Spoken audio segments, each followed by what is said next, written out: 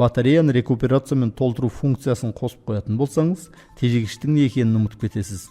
Газды басқан кезде автомобиль алға жүретін болса, газды жіберген кезде электр мотор генератордың арқасында рекуперация жасалып, автомобиль өздігінен тежеле береді.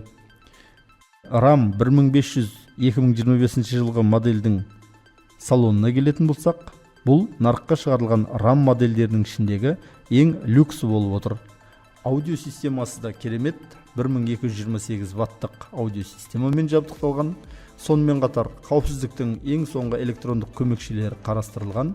Салонның әдемілігі мен оның мультимедиялық мүмкіндіктері де заман талабына сай. Автономдылық басқарудың 3-ші буынына сәйкес қатарды ұстап тұру, парк ассист, соғысудың алдын алу сенсорларымен жабдықталған.